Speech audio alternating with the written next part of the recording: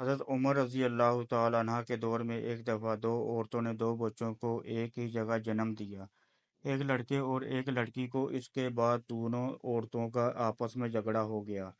جھگڑا اس بات پر تھا، ایک عورت کہتی تھی لڑکا میرا ہے اور لڑکی تمہاری ہے، دوسری کہتی تھی نہیں لڑکا میرا ہے اور لڑکی تمہاری۔ لوگوں نے جب ان کا جھگڑا دیکھا تو ان دونوں عورتوں کو حضرت عمر رضی اللہ تعالیٰ عنہ کے پاس لے گئے اور سارا قصہ سنایا اور کہا آپ ان میں ٹھیک فیصلہ کریں۔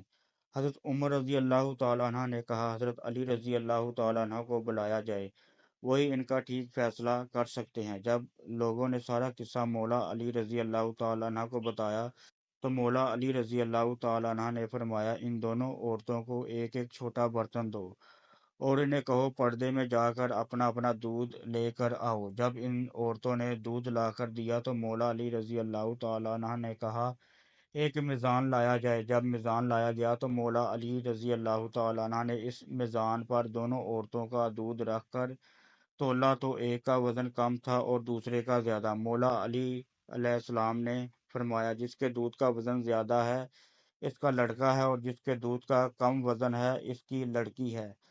یہ دیکھ کر لوگوں نے کہا یا علی آپ نے یہ فیصلہ کہاں سے اور کیسے کیا؟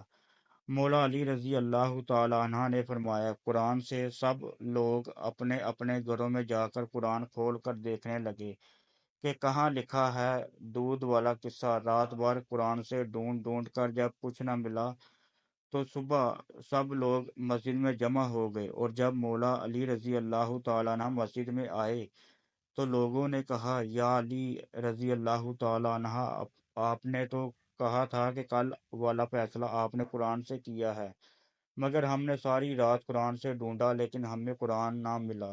مولا علی رضی اللہ تعالیٰ عنہ نے فرمایا کیا تم نے قرآن میں وہ آیت نہیں پڑھی کہ مردوں کا حصہ عورتوں سے دگنا ہوتا ہے؟ سب نے کہا ہاں یہ آیت تو ہے۔ مولا علی رضی اللہ تعالیٰ عنہ نے فرمایا اسی آیت سے ہی تو میں نے وہ فیصلہ کیا تھا۔